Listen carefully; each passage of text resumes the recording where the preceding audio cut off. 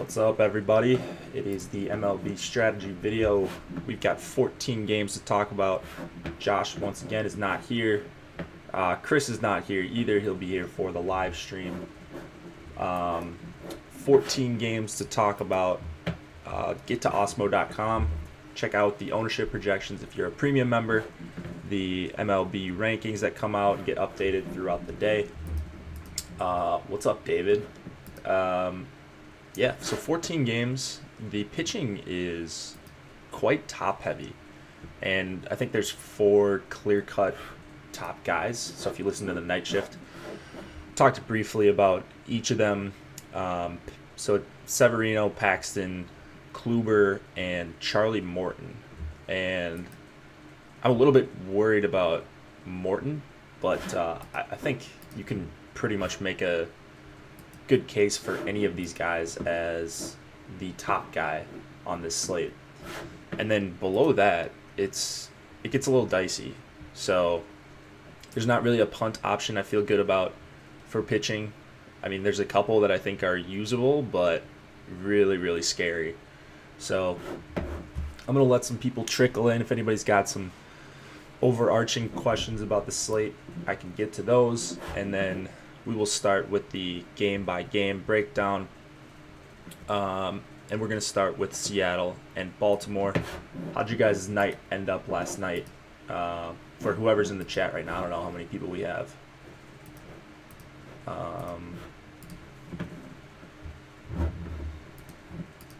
Pretty quiet this morning, huh?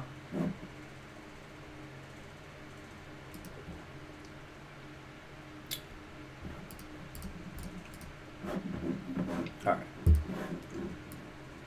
Well, we'll just get right into it. Let me pull up my stuff here. Jeez. All right. We'll start with Seattle and Baltimore. We've got James Paxton going up against Kevin Gausman. That's good, William. Best night in a long while. Glad to hear it. So Paxton against Kevin Gausman. Oh, and by the way, there are some weather concerns in a couple spots. So what I'm seeing is where oh, it just came out now. Okay, that's probably why no one is in here. There's a couple of weather spots. White Sox, Brewers, but they have a roof, and then Cardinals. I'm seeing there's some rain. As well as, I thought there was one more. Maybe not. I don't know. But we'll talk more about weather on the live stream once we get a little bit closer to lock. I don't know if that White Sox game is going to play. It looks pretty nasty right now. So that kind of bums me out because there's some good pitching and hitting, I think, on one side. Morning, McCod. All right, let's do it. Let's get into Seattle and Baltimore. Paxton and Kevin Gausman. Paxton's 12-5. I think that he's probably my second favorite pitcher on the night.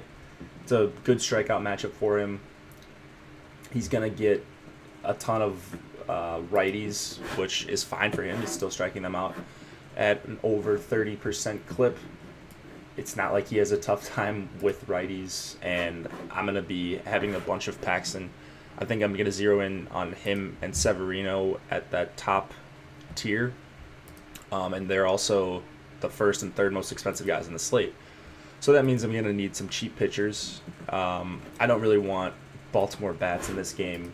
Maybe Machado, but I don't think you need to target against Paxton. He's just so good right now, and I don't really respect Baltimore all that much. It's a decent price for Gausman on DraftKings, $7,500, but it is a not good strikeout matchup. Seattle, they just don't, if you go down the order, they just don't have guys that strike out even close to average. D. Gordon, Segura, Seager will strike out a little bit, but like Denard Span, you've got some strikeouts at the bottom, but it's just a tough lineup. And then they've got speed as well, which is not good for Gausman. He struggles to hold on runners, has pretty much his whole career. And Gordon and Segura, if they get on, they could run all over him. So that is worrisome for Gaussman, 7,500. You're not getting a huge discount on him, but yeah, so I'm probably off Gaussman, and I would even consider a Seattle stack against him just because of that speed, and I like Haniger, I like Cruz, and Gaussman does give up quite a few home runs. Let's go to the next game. Yankees and Phillies. Phillies are at home here. This total is already dropped, it looks like, with Severino on the hill for the Yankees as a -220 favorite on the road. You don't see that too often against Jake Arrieta. And that's kind of crazy how, I guess you could say, how much respect Severino's getting from Vegas, as well as how little respect Arrieta's getting from Vegas as a +200 favorite against any team at home. Like a year or two ago, that would never be the case, no matter who he was facing. So let's talk about Severino. Could you give your thoughts on the early? Yeah, we could talk about that game probably after. I don't think many people want to hear my thoughts, but I will for you, CA, give you some early thoughts. I haven't even looked at that game, but we could just go over it really quick at the end. So Severino is the guy I wrote up in the spotlight pitchers for like my top tier guy. He just looks so good right now. And I think he's got probably the best strikeout matchup of any of the top 4 guys. And I'm not worried about him being hurt or anything like that. Striking out 34% of lefties almost, and then over 30% of righties, I believe. Oh, I'm sorry, he's 28% of righties. But I've got him as my top pitcher. I think he's going to come in a little bit under-owned, and I believe we do have the ownership projections right now. So I can confirm that or deny. Yeah, so it looks like no pitcher is going to be super highly owned, and that is kind of exciting. We've got a bunch of them at 7%. Maybe that needs to be updated a little bit, but yeah, I don't think Severino is going to be super highly owned because he's on the road, because he's 13-1, but I think he kind of deserves it. Philadelphia strikes out the most against right-handed pitchers on the season, and he's just mowing guys down, getting swinging strikes, getting whiffs, getting people to chase, and he's the guy I can't really poke holes in up at the top. Even if I'm getting really picky, I just don't see a reason not to want to use him outside of his 13.1K price, but I think it's going to be made up in the ownership that you get for him, because I think Morton and maybe Paxton come in a little bit higher than him. So Severino is my guy tonight. Don't want any of the Philadelphia bats. Arrieta, not yet. There was an issue. Oh, okay. All right, so we're working on the ownership projections. Arrieta is not missing any bats at all. 6,800 for him here. I think he could go deep. He could get a couple strikeouts, but I have no faith in him being able to miss any bats. And for 6,800, like, that's a good price for him. But if he had like a nasty slider or something that could get some of these righties out, like punch them out with strikeouts, then I would be a lot more willing to play Arrieta. But I think the Yankees are going to be able to put the ball in play, and I don't want to play pitchers against the Yankees that can't get strikeouts. And Arrieta has not done a good job of that. So 6,800, 4.6 run total against him. I like Greg Bird. I like Didi Gregorius. I don't love a ton of the Yankees. I don't think I'm in love with the stack just because Arrieta is good at limiting soft contact, but it would probably be Greg Bird, Gregorius, and Aaron Judge would be the guys that I'm targeting. All right, Pittsburgh and the New York Mets. We've got Chad Kuhl going up against my boy Steven Matz. Kuhl is 7,100. Not really interested in him at this price. He's on the road here going up against the Mets. I mean, it does matter what kind of lineup they put out. If they put out the AAA lineup that they put out yesterday, then we could start talking about Kuhl as an okay play. But against lefties, he's got some really alarming numbers. A 143 whip is I mean, that's fine, but 44% fly ball rate, 43.3% hard hit rate. And then if he has to face Conforto, Nimmo, Cabrera, or even 2 out of those 3 at the top, I think that's going to be tough for him. Dominic Smith has power. If Frazier's back in the lineup, I don't know. I'm not sure. I know Nimmo was hurt, but I'm not sure what that Mets lineup was yesterday. That was pretty atrocious. So, assuming they have a somewhat normal lineup, I'll be off of cool. I hope Nimmo's back. I'll be really excited about playing him in this matchup if he's leading off. I don't even know what his price is, but I would be having a lot of him. Matt's on the other side. He's someone that I've kind of complained about as being a guy that has gotten exceptionally lucky, especially against righties. He doesn't have a high swinging strike rate. He doesn't get people to chase, yet he has a 22% K rate. So that's gone down a little bit since when I kind of brought this up. 4.46 xFIP against righties. He's giving up a ton of hard contact, over 40%. A bunch of fly balls. Like, I don't see anything that I like about Steven Matz, yet he continues to just survive. And I'm more apt to just go with the numbers, go with the things I think make guys good to stack against, and Matz kind of checks all his boxes. So the problem is there are not that many great hitters on the Pittsburgh side. You've got Elias Diaz, who I like, 200 ISO against lefties this year. I think Starlin Marte is fine, and then Josh Harrison if he's leading off, but not a ton of pop there for Harrison. So it's just not the best lineup to stack against Matz. I mean, Jose Ozuna, if he's batting 5th or 6th, I think that's fine as well. But yeah, not crazy about the Pirates stack, and I'm always looking for an excuse to stack against Matz, and I can't really get to a full stack here tonight. Oakland and Detroit. We got Frankie Montas going up against Blaine Hardy. I think there was some weather issues here. That's the third game I was thinking of.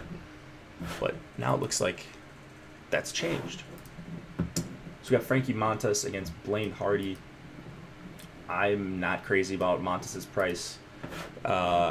He has not been missing that many bats despite getting some strikeouts, despite having pretty good results. And I don't know if he's going to be popular today, but if he is, I don't want any part of that. Just don't believe in him just yet. He's giving up a ton of hard contact all over the place, over 37% to lefties, 50% to righties. It's a small sample, but the line drive percentage is way up. And then he's just not missing any bats. You see a 4.5 total for Detroit, who's not a good team. And I wrote up Leonis Martin as a spotlight hitter leading off. I just think this guy's really good. He's hitting the ball hard this season. But I don't even mind guys like Candelario and Nick Castellanos, and even down to like Goodrum and Hicks if you want a full stack against Montas now that this weather looks a little bit better. All right, let's see that. Refresh that. So I think the Detroit stack could actually be pretty sneaky here in this park against Montas.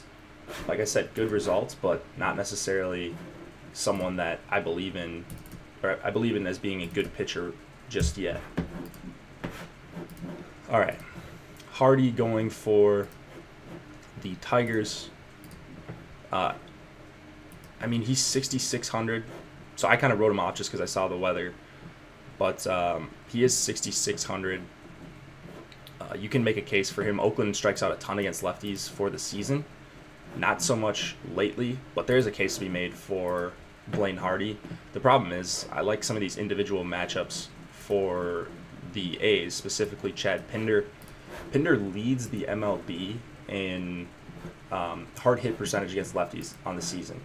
And we're still in a decently small sample, not an insignificant sample, but he's over 60% hard hit rate. That's higher than like Eugenio Suarez, who I rave about all the time. Pinder's going to strike out a lot more than most guys at the top, but when he puts the ball in play, it is going I mean, he's hitting it hard more than half the time, which is pretty crazy. Exit velocity is way up for him as well, so that checks out. And then just like a soft tossing lefty like that, like Pinder should be able to square him up a bunch of times each time he faces him. Hardy doesn't have great strikeout stuff. He's only striking out a little over 18% of righties. So yeah, okay, ownership is up. All right, let's see. Let's refresh. Oh wow. Okay. So. All right. 21. Interesting. So we have Severino as kind of the top guy of the high-priced pitchers, and while Morton is a lot lower than I expected. Who's the last one? Paxton. Where's he at? Oh wow, Paxton very low. So I mean, I still like Severino as my top guy. Maybe he just was. Maybe I just thought more ownership would be dispersed to the other guys in the 12K and up range, but still comfortable with Severino at that ownership. If you guys have premium, you can see these. Yeah, Snell was a great play last night. Congrats, Lorenzo. I had some Snell. Wish I had more, but I think I was end up a little bit over the field. I didn't expect 20% in low stakes for Snell. So some sharp people down there, I suppose. But yeah, he's, like I said, Snell just has awesome stuff, and I'm like never shocked if this guy's going to go out there and throw a gem against anyone.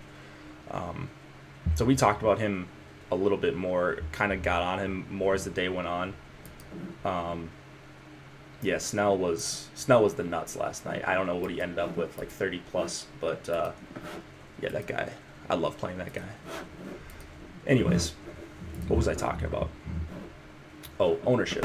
All right, so one of the guys that I wrote up is actually coming in very highly owned, and I'm still pretty comfortable with that just because he's been insane so far. I'm talking about Freddie Peralta, but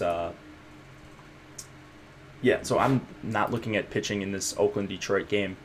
I think that Pinder makes for a pretty solid play, and then Semien leading off is fine. Jed Lowry, Chris Davis, those top four. I don't know that I want to stack against Hardy. I think he's okay.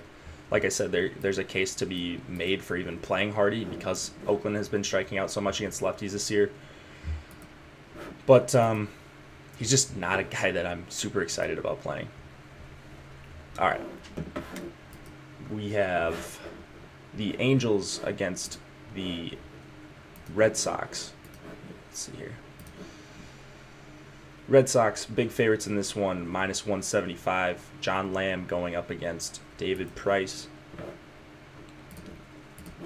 John Lamb, so he's giving up a bunch of hard hits. He's striking out some righties on the year. We're in a small sample for him, though. He's a reliever, right? I mean, it looks like he's made a couple starts this year. Man, I haven't been on a slate when John Lamb has started yet this year.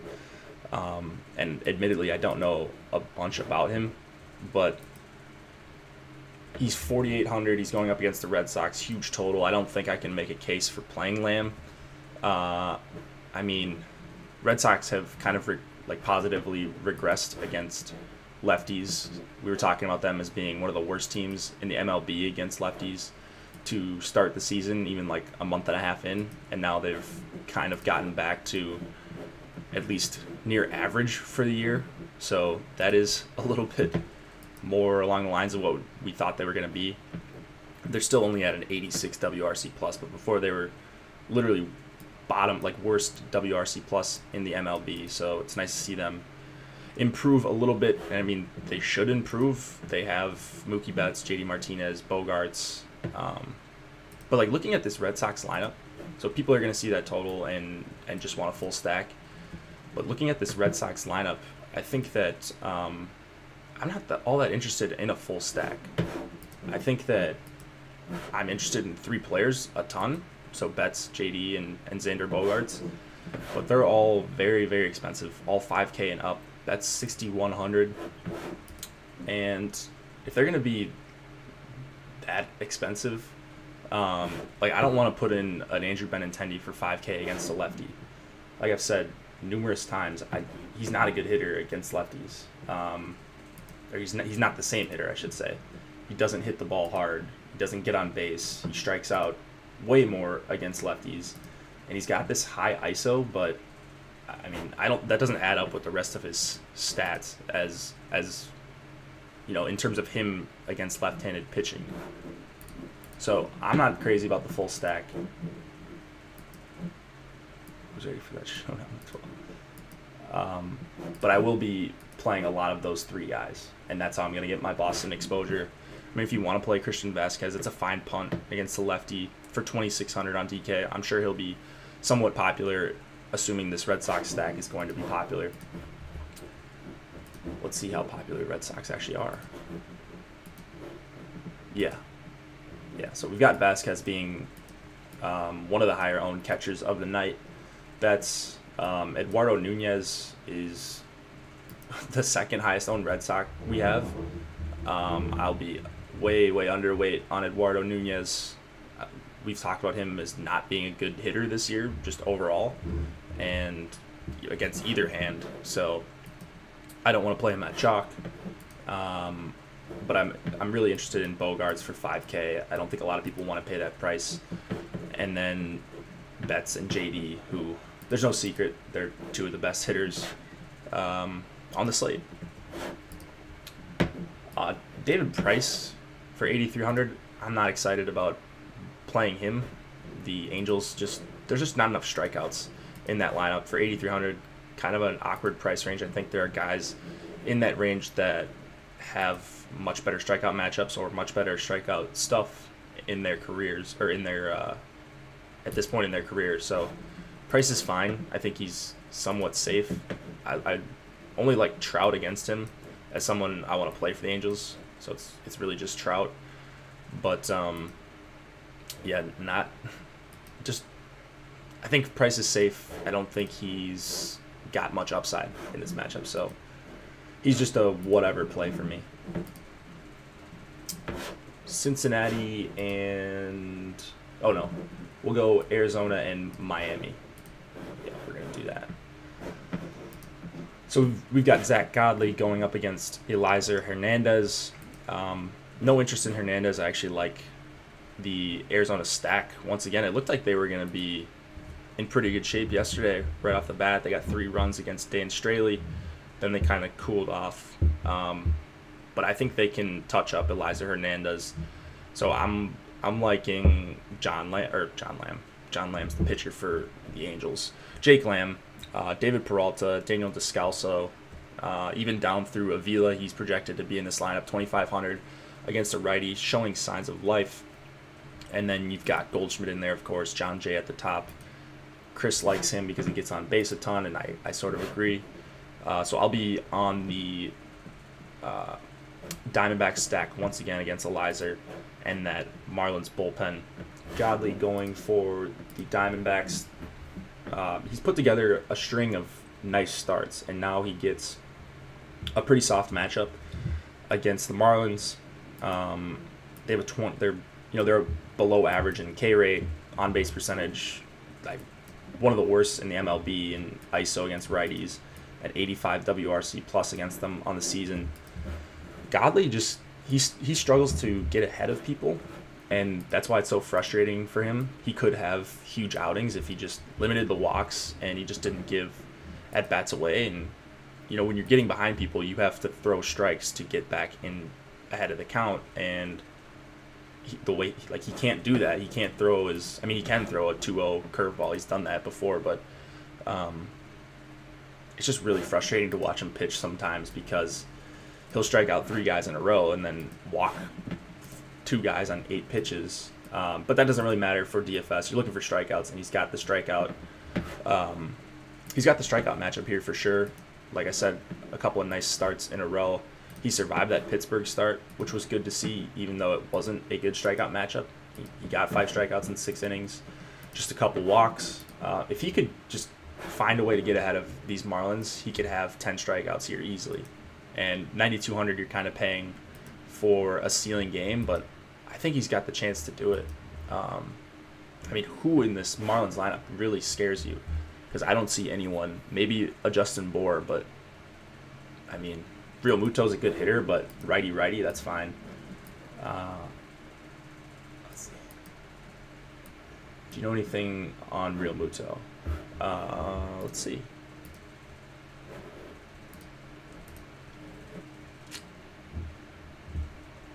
I don't see anything on him right now. I can Google search him.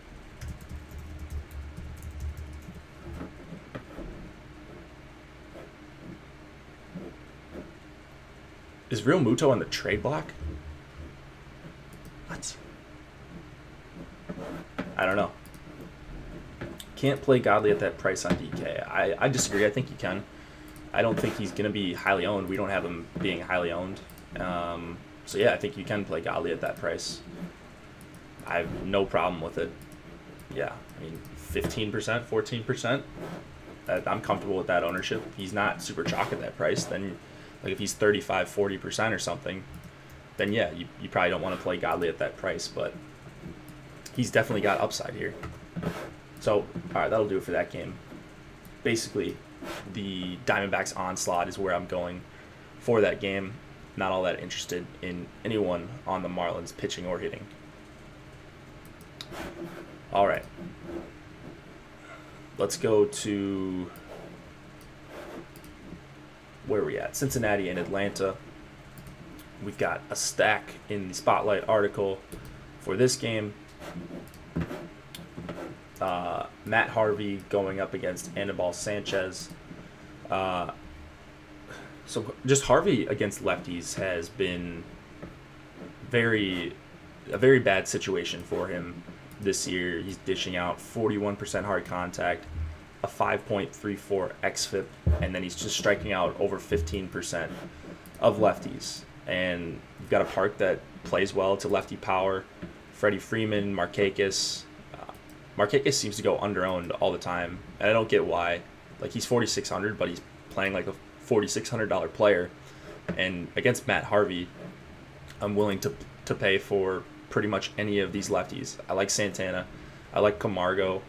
You can play Flowers as your catcher. Like, this stack sets up very, very nicely. So once again, I'm on the Braves for like seems like every single day I'm on the Braves. But they seem to always have good matchups. And Harvey is about as good of a matchup as you could get at this point in his career. I wonder, I didn't check how he is with steals. I'm going to check. All these guys run together for me. Matt Harvey.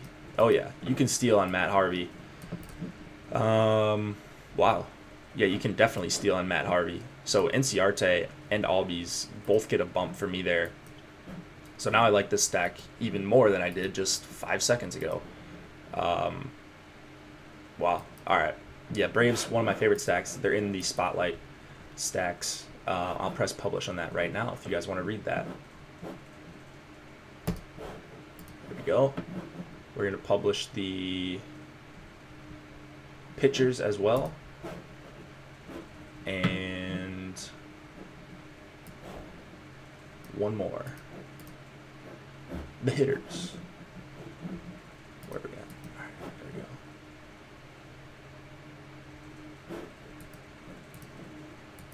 Oh no. It's not loading. All right, whatever. He has a sore wrist. Oh, JT Realmuto. Yeah, I don't like that. I like that more for Godley. I don't love messing around with sore hands, wrists, shoulders for hitters. It's just, you just never know how healthy they actually are and how much it's affecting their swing. All right. Anibal Sanchez going for the Braves.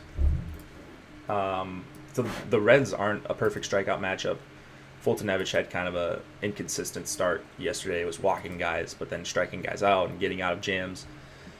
Sanchez doesn't have quite the stuff that Fultonevich does, but he is missing bats. I think he's somewhat safe in this matchup, which is really, really weird to say. But he's just done a good job missing bats. The Reds aren't the most powerful team in the world. Like 5, 6, 5, 7 strikeouts in his last 4 starts. Decent swinging strike rate, decent chase rate.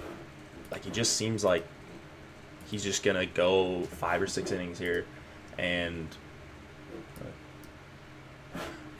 be okay. 7,800 isn't the greatest price for him, but I'll probably have some Anibal Sanchez once again. He just looks okay here. That being said, I think that Schebler, Votto, and Scooter Gennett are all fine as one-offs against him. I mean, if you want to stack against Anibal Sanchez, I don't think that's the worst idea, but I don't think I'll be doing it much, if at all, just because I only like a couple of the hitters, or a few of the hitters, and I'm not, I want good individual matchups as well as a bunch of guys that are on the same team, so I don't really see that here.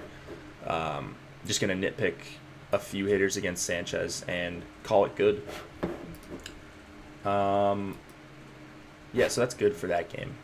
Talked about Harvey, Sanchez. Atlanta bats are the main talking point there for me. San Diego and Texas, Tyson Ross against Austin Bibbins Dirks. Another spotlight stack actually here. We have the Rangers against Tyson Ross. So as we know, Ross gives up a ton of hard contact to both righties and lefties. But that's not actually why I'm super excited to play them. I like targeting the speed for the Rangers, and I mean, they might put Delino DeShields at leadoff. I think that's what I would do if I was manager, just because Ross is so bad at holding on runners throughout his career, and for some reason people aren't testing him. I think only 6 stolen base attempts this year is what I looked up last night, and I don't know why that would be, but the Rangers have the 9th most stolen bases on the season, and Ross just cannot hold runners. I have him being the top 3 worst at holding runners in the entire MLB, and over the last 4 years, that is. So I want to play DeShields. I know Mazzara can steal bases. Profar can certainly steal bases. And I actually didn't mention him. But anyways, I like the entire Rangers lineup. Good combination of power and speed. And this is not a good matchup for Ross here. I mean, I don't see how he survives. And it's 100 degrees. It's going to be almost 100 degrees. I don't know. Like, the Rangers are my number 1 stack, I think, on the night. And I feel pretty good about that. So I'll be having a lot of Rangers. Gallo's going to be pretty owned. Andrew's going to be pretty owned. But after him, it's just like Chu, Mazzara, Profar. I love Profar tonight, especially if he's going to be under 5% is what we have him right now. And then DeShields, if he leads off, he's one of my favorite plays of the night. All he needs to do is get a walk, and I think he'll be able to steal. He's got 15 stolen bases on the season, so he's got a majority of those Rangers stolen bases.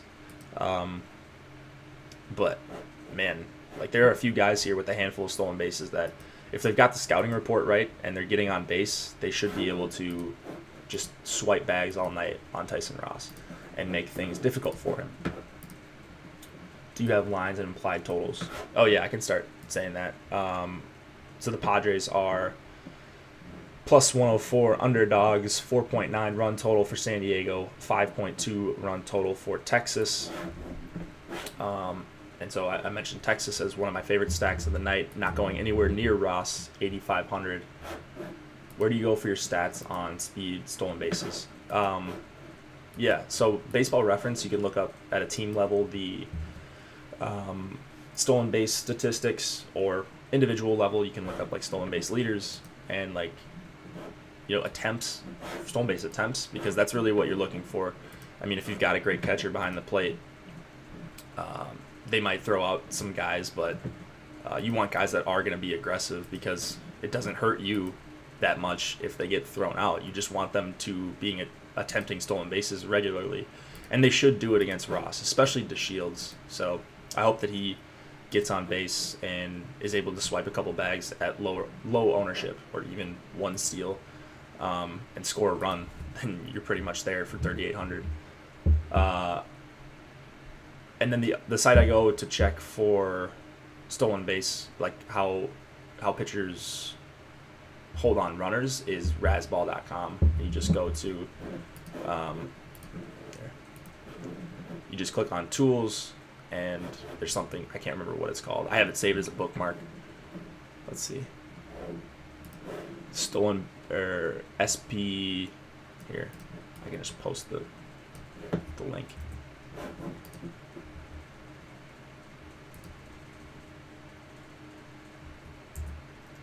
There we go. All right, so that's the link where I check. You can stole by like innings pit. You can check stolen bases by like innings pitched, success rate, all that, and it's a pretty good tool. So it's something I think people forget to check and they don't take advantage of, and it just kind of boosts a stack as a whole if I see a pitcher that's high on that list. Okay. Oh, I didn't talk about Bibbins-Dirks. Yeah, Bibbins-Dirks grades out as one of the riskiest pitchers on the day. I won't say worst, because he's $4,600 and he's a pitcher. He doesn't have a pitch count, and he's going up against the Padres. It's 100 degrees, though. It's incredibly risky. I don't think you should expect a lot of strikeouts. I don't think he had... Did he have a single strikeout in his last start? I think he went 6 innings and didn't strike anyone out. Let's see.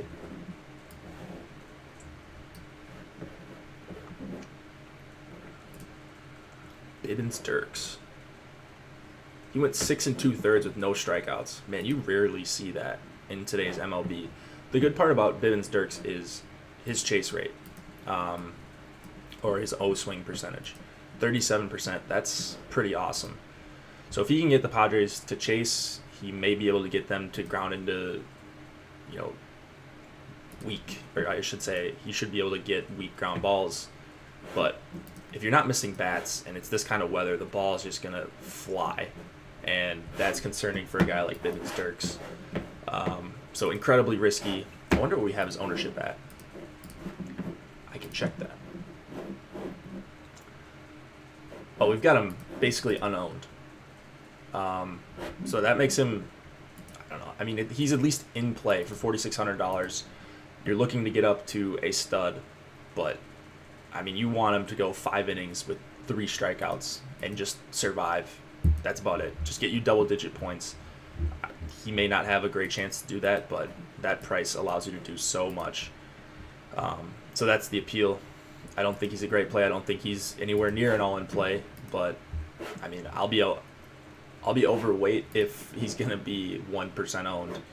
So Padres bats, I like Hosmer, I like Spangenberg, and then not much after that. Maybe, Freddie Galvis batting 7th, just hitting the ball a lot harder this year, which I noticed a couple weeks ago. So I've been playing Galvis a little bit more. All right, that's going to do it for that game. We've got Blue Jays and Astros. Blue Jays 3-run total, Astros 5.1. We've got some weather in this game to talk about. No rain, and rain wouldn't even matter if it was going to be the case in Houston because they got a retractable roof, but 90 degrees, wind blowing out. So this one's going to make a difference all around the board, pitching and hitting, depending on what they decide to do with the roof. I would think they close it at 90 degrees. But man, if they don't, then that makes me like Morton a lot less. And I'm already a little bit worried about Morton. I think I let off the show with that. But we'll talk about Borucki first. Ryan Borucki, lefty against the Astros. He's not in play for me making his first start. It doesn't even look like he's missing bats in the minors. And if you're not a big strikeout guy, you're going to let these Astros put the ball in play. I think you're going to have a pretty tough time. So, once again, I'm all over the Astros. Anytime they face a lefty, anytime they face anyone, now that they've sort of gone back to the team they were last year, they're in play for me. They're not going to be a secret tonight by any means. 5-run total, one of my favorite stacks of the night, and we can be done talking about them. besides Max Stassi. I mentioned him in the Spotlight Stacks article. He's a good way to differentiate off of Gaddis if you can't afford the extra $900 on DraftKings, or if you just want to have a little bit different of a stack, because people are just going to plug in Gaddis if they've got the extra salary. And Stassi actually looks like a pretty good hitter against lefties. Morton for 12K. All right, so he's the one guy in the top 4 that is at home, and that's going to draw some people to him. Right now we don't have him being highly owned. I expect that. I don't think he's going to be the highest owned out of those guys. He may be the lowest owned out of those guys, but only striking out 21% of righties this year, which is fine. I mean, he's striking out a ton of lefties, and that's not really what I'm worried about. But the thing I saw in his last start was his velocity was down, and I'm getting to that page right now. Okay, first of all, the swinging strikes look fine. He's getting less chases lately, but whatever. That's not that concerning. In his last start, his velocity was down on his fastball 1.5 miles. And so, okay, a little bit of a red flag there. His cutter was down 1.5 miles, over 1.5 miles, and then the sinker, the slider, and both fastballs were down 1.5 miles, and then the sinker, the slider, and the cutter the changeup were all down. The changeup doesn't really matter to me that much, but those 2 fastballs, they were down in velocity, and that's concerning for me. And you're splitting hairs at the top. He could be completely fine. That happens to pitchers. They lose some velocity for a start. They just don't have it. So that happens. He's at home. It's a very good strikeout matchup. I mean, that's really the only hole I can poke in Charlie Morton. And I thought he was going to be very highly owned, like higher than Severino, but judging by our ownership projections, we don't have him as being all that popular. So that's appealing to me as well. 12K. You get a little bit of a discount on him from Severino and Paxton and Kluber. So I think Morton's a fine play. I don't think he's my favorite play. I'll leave it at that.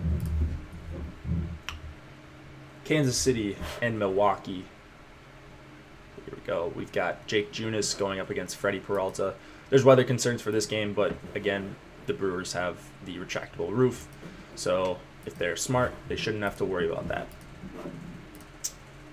Yeah, Astros bats, power righties versus first start lefty. Yeah, looks pretty appealing to me, Rich. I would have to agree with you. Where was I at? All right, Jake Junis. Yeah, Junis and the Royals, 3.2 run total against the Brewers, 4.9 run total, and Freddie Peralta. Happy Peralta Chalk Day, apparently. Yeah, so Derek Lowe must be a premium subscriber. He saw the ownership on Peralta. So I'll just talk about Peralta right now. I liked him a lot last night. I didn't know that he was going to be this highly owned, but I guess the results kind of make people want to be on him. Some really impressive advanced stuff for him as well.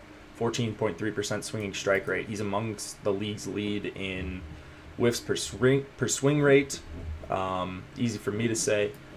And then the Royals they don't strike out, and that's fine. But 80 WRC plus, league worst 124 ISO, and 299 on base percentage against righties this year. Those are pretty horrific numbers. And a guy like this, Peralta, who's shown that he can rack up strikeouts, yeah, this may not be like a 8 strikeout game for him, but if he can get 6, 5, 6, 7, something like that, I wouldn't expect 10 strikeouts here. But he can certainly get a handful and go deep. The Royals just don't provide much in terms of getting pitchers to blow up.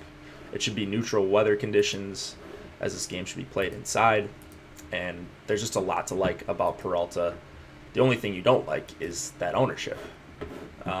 So Yeah, he's going to be chalk, but there also are some strikeouts with Dozier and Almonte. I believe Mondesi does strike out a bunch as well, and then Alcides Escobar does not. He doesn't strike out, but just got no pop in that bat.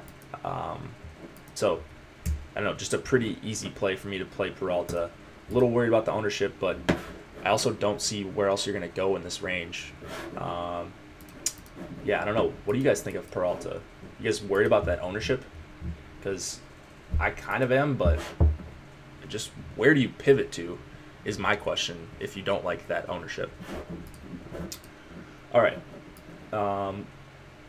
Junis, it's not a good spot for him. I have him grading out as one of the worst pitchers on the slate. I'm all over the Brewers. Bunch of hard contact for Junis against lefties, against righties as well. He looks like he could have decent strikeout stuff on paper, but he has not put it together. I don't see him putting it together here against the Brewers. And I'm just pounding the Brewers. And I like that their total's under 5. Maybe that gets them a little bit lower owned. I want to see what their ownership actually looks like as a whole. Yeah, so we've got Thames, Shaw, Yelich being not even that highly owned. Thames, the highest owned of the bunch. But no problems with Shaw, Kane, VR, Ryan Braun. I'm stacking all these guys up against Junis. Junis just allowing so much quality contact that it's hard to avoid for me. And Yelich is my favorite play out of those guys. He's in the Spotlight Hitters article. All right. Minnesota and the White Sox. This is the game that I don't know if it's going to play. You can check out the weather on your own. I haven't looked up the weather just yet. But an unnamed competitor site has this game in orange. So you probably know who I'm talking about. But yeah, that's Roto Grinders. I don't mind saying the name. I look at their weather sometimes. I mean, whatever. But Lance Lynn going for the Twins against Reynaldo Lopez. I'll talk about this game as if it's going to play because we just don't know right now. Lynn 7,300, Reynaldo Lopez 6,300. Twins with a 4.7 run total, White Sox with a 4.4 run total. That makes the Twins minus 114 favorites on the road here. So right away, I was looking at Lance Lynn as a $7,300 pitcher. You know, he's going to see a bunch of righties for the White Sox and then a bunch of bad hitters overall. So that's appealing. And then you look at the White Sox numbers against righties for the season, and they have power, of course, but they also strike out a bunch. Actually, the most in the MLB over the last month against righties. 275 on base percentage, 74 WRC plus. That's pretty ridiculously bad. And the only guy, like, I go through each individual matchup, and the only guy that I see as having a plus matchup against Lynn is Yohan Moncada. So that's the one concern I have. But 7,300, like, you need guys in this range. If Peralta's going to be that chalky, I might just throw out some Lance Lynn, especially if the weather starts looking a little bit better. I don't think he'll be highly owned because people will probably just write him off early when they see these weather concerns. But if it looks even close, like they could get in a few innings, I'll be playing a bunch of Lance Lynn just to get some exposure to other guys in that Peralta range. Moncada is the one guy that, yeah, Shaw has a questionable tag, but he's in the projected lineup. I don't know if he's going to be playing.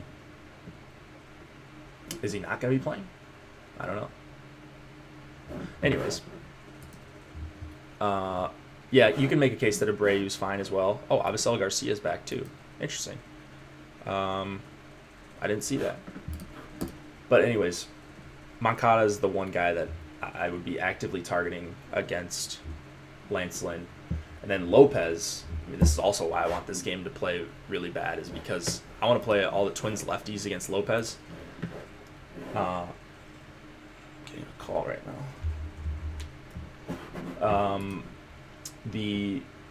So Reynaldo Lopez should see a lot of lefties, and he's very ungood against lefties. Let's see here.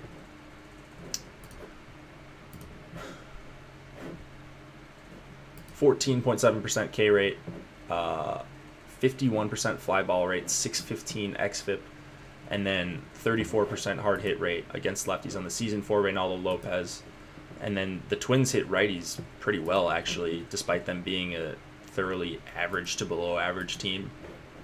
I'm all over Rosario, Eduardo Escobar, not as much Morrison, but Kepler, and then even Mauer if he's leading off. Kepler should be up higher in that order, I think, where Morrison's at, but I don't get why they continue to bat Morrison up there. So good thing I'm not a Twins fan, right?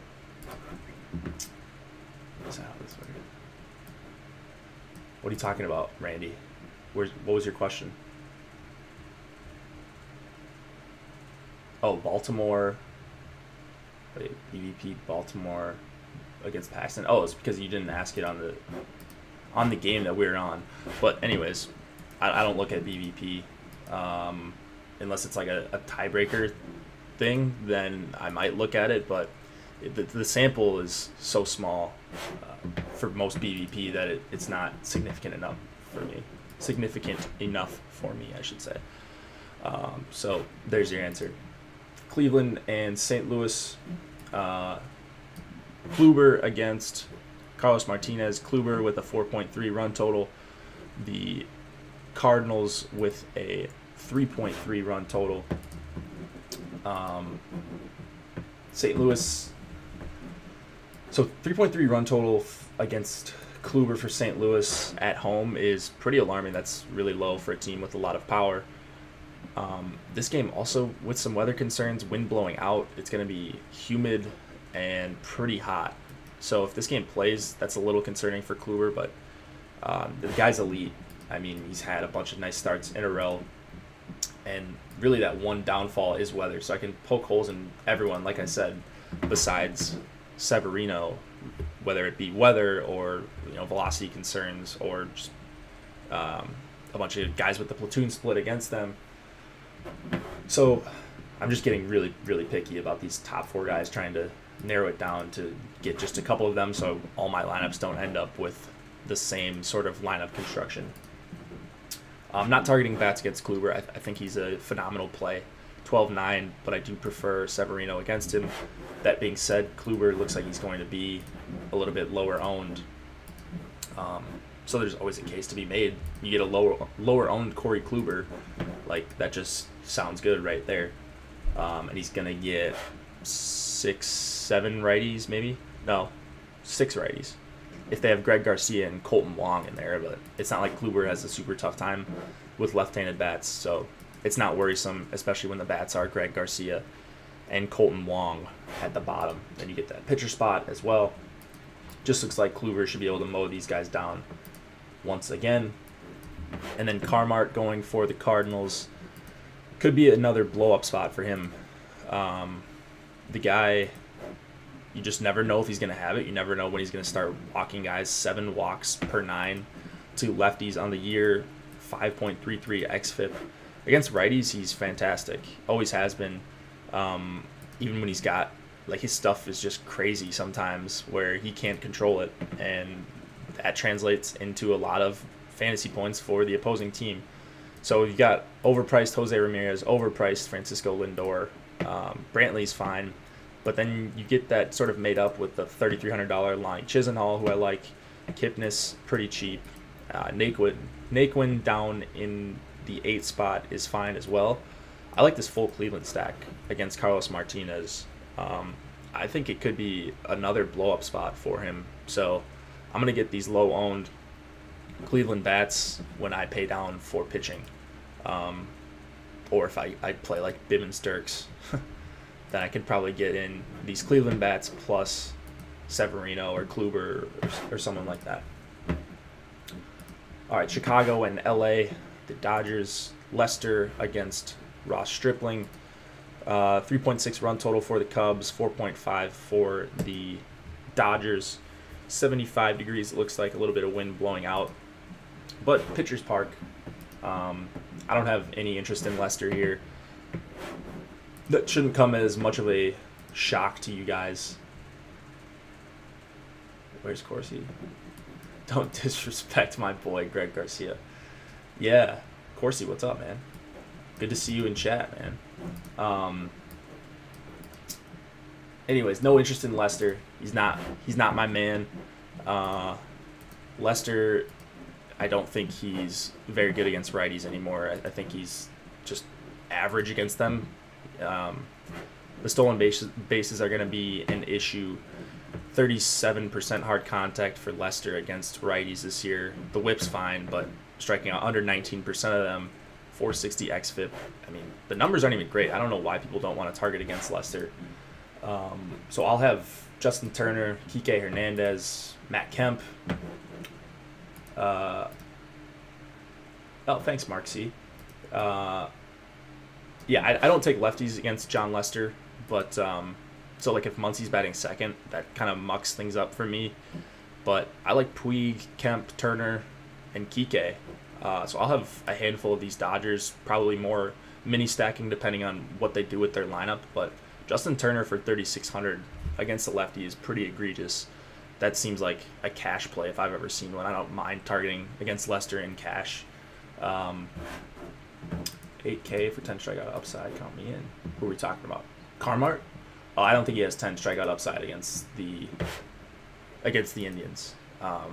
Yeah, I would disagree with the 10 strikeout upside, but I get what you're saying. I mean, low-owned Carmart is when you want to play Carmart, right? So, yeah, I mean, I just don't think the Indians strike out all that much. Anyways, getting sidetracked. Stripling, 10-5. It's tough for me to pay for him when you can get Godley for $1,300 less. The good thing about Stripling is he's at home and he looks awesome. Like, just the numbers look phenomenal for Stripling as a whole. Good swinging strike rate, striking out a bunch of righties. And then if the Cubs go with another watered-down lineup, they didn't have Bryant, they didn't have Wilson Contreras in their lineup yesterday. So I don't see Chris Bryant again. What did I miss on Chris Bryant this weekend, guys? Help me out. Or maybe I'll get to it before you guys can even hear me say this, but okay. Hurting Chris Bryant, missing second consecutive game for the Chicago Cubs. Yeah, so I don't know if Chris Bryant's going to be in the game, but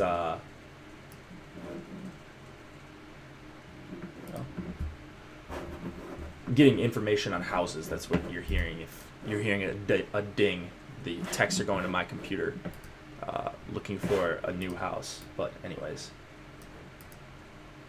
yeah, 10-5 is tough for me for Stripling.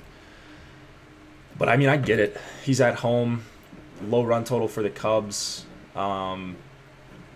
Not super scared about anyone besides Rizzo against Stripling, and he's just been awesome. So I get it. I think I prefer Godley with the savings, and I think savings are going to be important at pitching today if you can get them, especially because I want to have Severino in my lineup. I want to have Kluber. I want to have Paxton and maybe even some Morton. But, yeah, it's just a mental thing, I think, for me with Stripling. So let's move on. I think he's a fine play. I think he's a pretty safe play.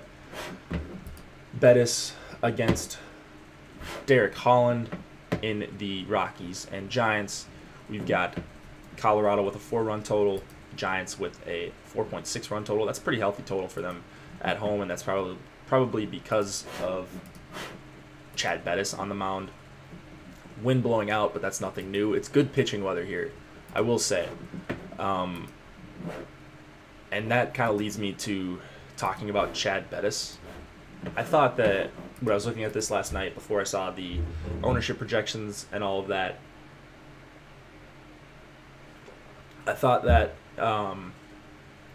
you might see some pretty decent ownership on Bimmons Dirks because of that price, because he's at home and against the Padres, but that weather's going to scare a lot of people off. So I was saying last night on the night shift that if if Bivens Dirks was going to be the chalk, the only other guy I could make a case for in his price range is Chad Bettis, and it's mostly because of a park thing and because the Giants have a fair amount of strikeouts in their lineup, but mostly because of the park. 60-degree weather is pretty nice pitching weather at this time, and yeah, just strictly as a pivot, I'm not recommending you play Chad Bettis because he's a good play. It was more an ownership play for MME. Plays a little better away from home. Yeah, I think anyone should pitch a little bit better on the road if you pitch in Coors. Bivens Dirks chalk sounds dreadful. I completely agree. I didn't want him if he was going to be chalk, but we don't have him as being chalk, so I like that a little bit more. But I mean, if you want to play Bettis for 5,400, if he makes it work, if let's say you get your stack in, you've got your Severino or your Kluber, and then you've got your expensive stack, and you just need a pitcher in this price range, I think that the only two I can make a case for are Bivens Dirks and Chad Bettis.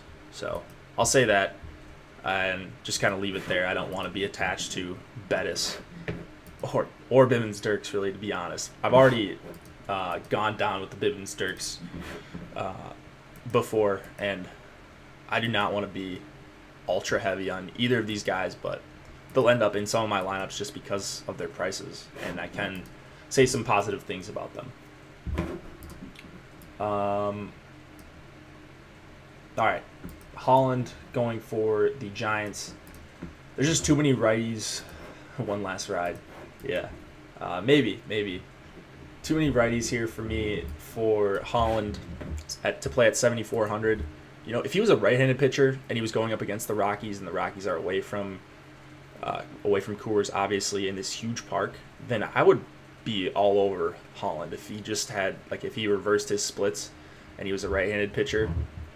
But it's just tough. He's going to see a lot of righties, and the righties are good. So you got LeMahieu and Arenado and Story and Desmond.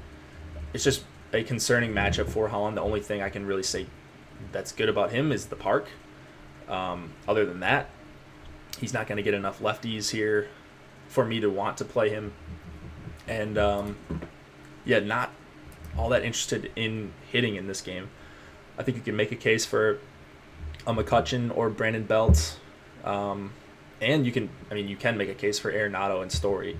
These guys have massive power. They can take it deep in AT&T. That wouldn't be shocking at all for me, but the problem is their pricing. Arenado's $5,800 against a lefty. You would be like, okay, this guy's in Coors for sure.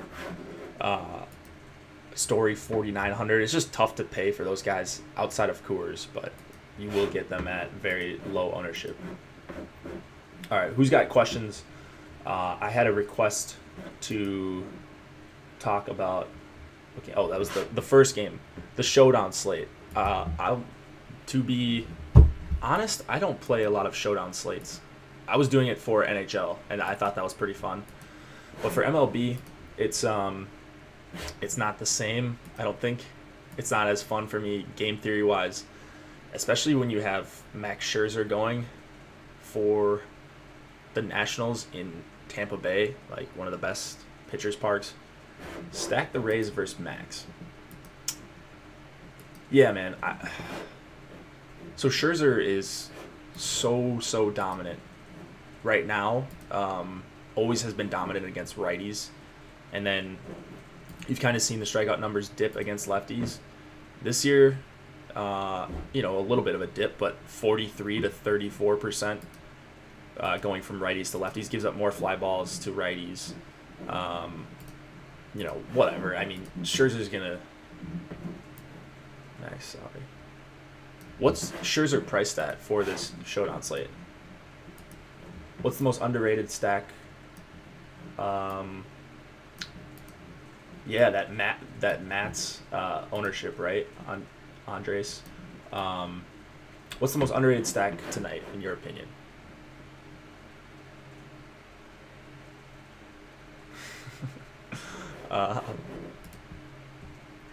Interesting. Underrated stack. So I think Atlanta's going to be properly rated. I think Texas is going to be properly rated. I think Houston's going to be properly rated. I would say maybe the Brewers. Maybe the Brewers or the Tigers. Those are two stacks that, judging by our ownership, I don't think that they're going to be anywhere near over-owned, and that's appealing to me. I like both of those spots quite a bit. Baroki is a lefty. Oh, are you talking about my Houston love? That was more earlier in the season, Corsi. I've cooled off on Houston as they've started to heat up, so I stopped playing them as much, and then they just start going nuts. But yeah, I'm back on the Houston bandwagon now, so they'll probably go in a huge slump and lose like 15 straight. Give me the lowdown on Freddie Peralta. He's just like he looks insane if you look at his advanced numbers, swinging strike rate, the whiffs per swing, the strikeout numbers, like just surface strikeout percentage, just insane. But I don't really know how he's doing it. Like, he doesn't have great pitches, but he's just missing bats all over the place. He's done it for a few games straight. I don't know. He just must be pretty hard to hit, it looks like. But at chalk, it is a little bit concerning against Kansas City, who does a good job putting the ball in play. But that's really the only thing they do well. They don't hit for power against righties. They don't get on base that well against righties.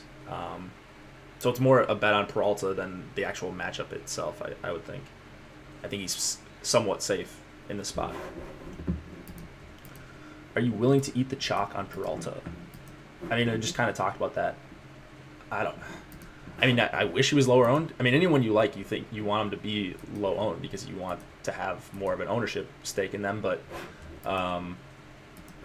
like if that White Sox weather turns out to be okay for pitching, I'll make a bunch of pivots to Lance Lynn. I think that Lance Lynn has some upside. It's a better matchup.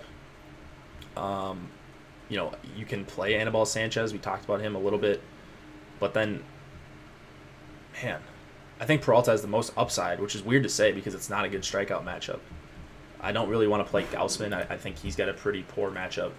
Man, it's just not great. Like, that price range is just not great. What else did people ask?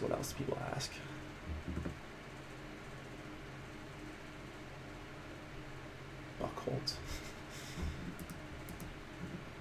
How would you play this tonight? Two-man stacks, 3 or 4. I don't know what that means. How about Twinkies? Sneaky. Not sneakies. Sneaky stack. The Twinkies? Sure. Yeah, I like them against Reynaldo, specifically the lefties. Kepler, Eduardo, Rosario, even Big Joe Mauer leading off. You can get some opposite field doubles. Off the Brewers without Shaw. All right, guys, I got to log off. I'm getting calls about this house. But hit me up on Twitter if you got questions, or you can just DM me. I think the ump. Yeah, I don't look much at ump data, but mini or full stacks for a single lineup. I mean, I go full stack if you're playing in a single entry. I think that Osimo prefers stacking as much as possible. You can go with a 5-2-1 or something like that, a full 5-man stack on a team you really like. I think stacking is the best way to play MLB DFS. I'll see you guys back here for the live stream. It should be fun. Me and Chris once again. My apologies if you're not getting enough of your Josh fix. He will be back on Thursday.